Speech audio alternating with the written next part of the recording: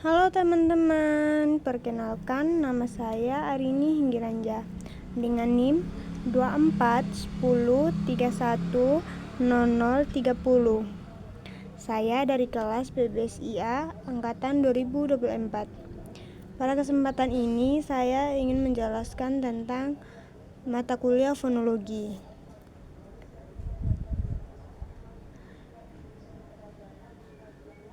Oke, kita langsung saja pada materinya. Yang pertama yaitu tentang pengertian fonologi. Fonologi adalah cabang ilmu bahasa yang mempelajari bunyi-bunyi bahasa. Ini mencakup bagaimana bunyi-bunyi tersebut diproduksi, diorganisasikan dalam suatu bahasa, dan bunyi-bunyi itu mempengaruhi makna dalam bahasa.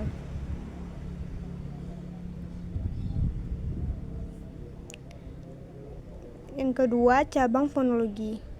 Fonologi sebagai ilmu yang mempelajari bunyi bahasa terbagi menjadi dua cabang utama, di mana yang masing-masing memiliki fokus kajian yang berbeda. Berikut dua cabang fonologi. Yang pertama yaitu fonemik dan yang kedua fonetik. Fonemik. Fonemik adalah cabang ilmu yang mempelajari bahasa dalam fungsinya sebagai pembeda makna. Fonemik ada fonem dan alofon. Fonem satuan bunyi terkecil dalam suatu bahasa yang dapat membedakan makna. Fonem adalah konsep abstrak, artinya kita dapat mendengar fonem secara langsung, melainkan realisasinya dalam bentuk alofon. Kedua, alofon. Alofon realisasi fisik dari sebuah fonem. Alofon adalah bunyi yang kita dengar dan ucapan. Meskipun berbeda dalam pelafalan, alofon-alofon dari sebuah fonem masih dianggap fonem yang sama. Yang kedua, fonetik. Fonetik adalah cabang ilmu bahasa yang mempelajari secara fisik. Sederhananya, fonetik berfokus pada bagaimana bunyi-bunyi bahasa dihasilkan, ditransmisikan, dan diterima oleh manusia. Jenis-jenis fonetik. Yang pertama, fonetik artikulator, yang kedua fonetik akuistik, yang ketiga fonetik auditoris.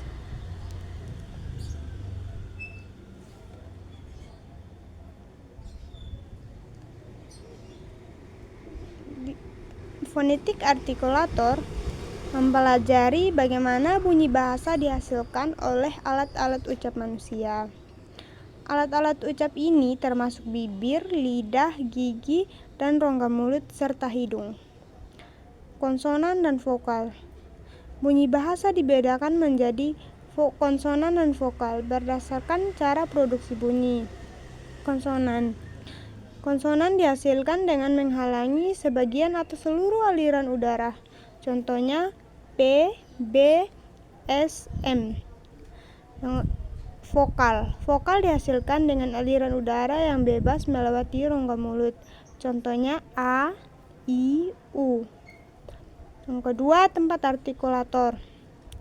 Tempat di mana aliran udara dihalangi atau dibentuk. Contohnya bibir, lidah, langit-langit.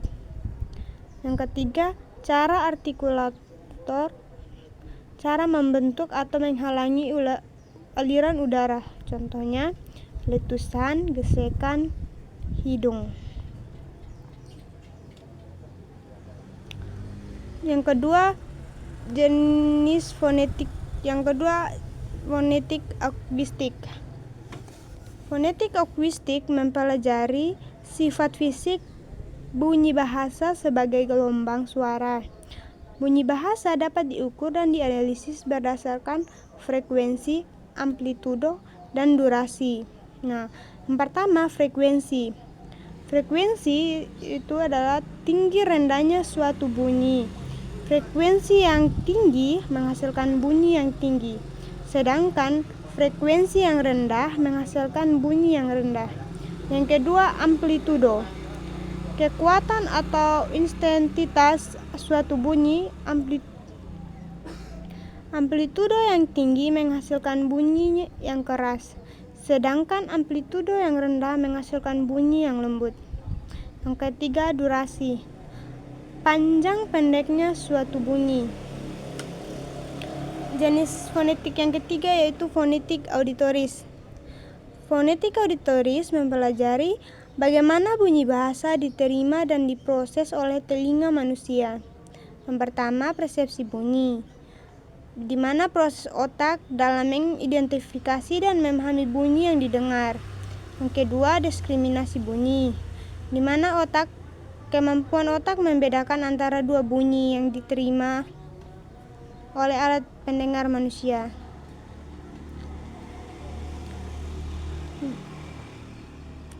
Nada. Nada dalam komunikasi adalah aspek nonverbal yang penting.